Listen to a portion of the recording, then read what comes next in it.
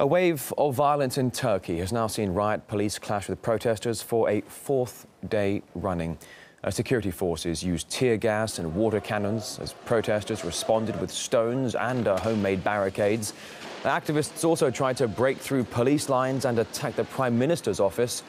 Many have been injured, with shops and universities being turned into makeshift hospitals. The US has urged the Turkish security forces to, quote, exercise restraint. And Turkish Prime Minister rejected the accusations of being a dictator and dismissed the protesters as an extremist fringe. He vowed to push ahead with plans to demolish a public park that ultimately sparked the unrest. The report from Istanbul now, and RT correspondent Irina Galushka. The streets of Istanbul look like a scene from a war.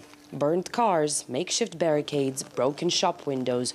Not exactly what residents of the city are used to. This protest is not only for Taksim Gezi Park. This is the whole policy of government. We are under pressure for about 10 years.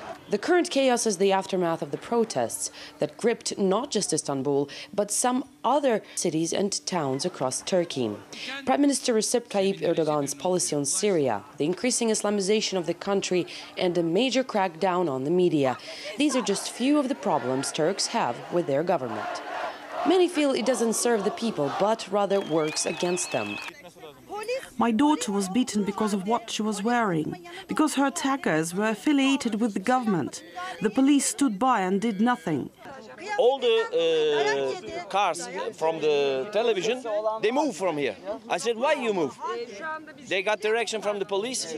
They couldn't make live interviews with the people. And this is the problem. What happened in Turkey was called a disgraceful use of excessive police force by Amnesty International. Water cannons, tear gas and pepper spray were all used against mostly peaceful protesters.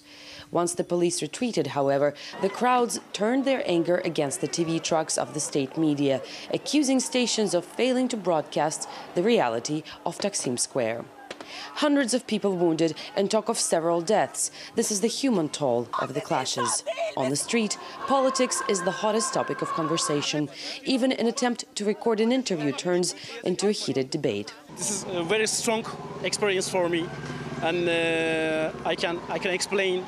I will explain my son, my grandson, after maybe 10 years or 5 years.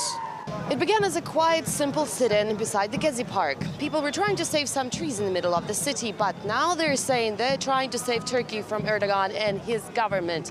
And they say they won't leave until the Prime Minister does. In Istanbul, Irina Galushka, RT. And with police continuing their use of force against demonstrators all across Turkey, human rights groups have condemned them, saying some protests have been left permanently blinded by tear gas. This is a video which appeared on the internet, showing Turkish police apparently firing tear gas directly into civilians' homes. Separate footage here showing people seeking shelter at a local university. And through the glass at the back of the room there, you can see what looks like a huge amount of tear gas being used by security forces.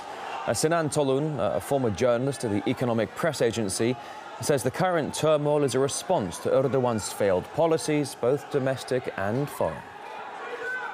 Turkey, before Erdoğan government, was never interfering with our neighbors' internal affairs. But it seems that under the Erdoğan government, Turkey is mainly serving to US interests, not to Turkish interests. Also, besides this, there is a deep-rooted wound in Turkish public because of our government, so-called Kurdish separatism.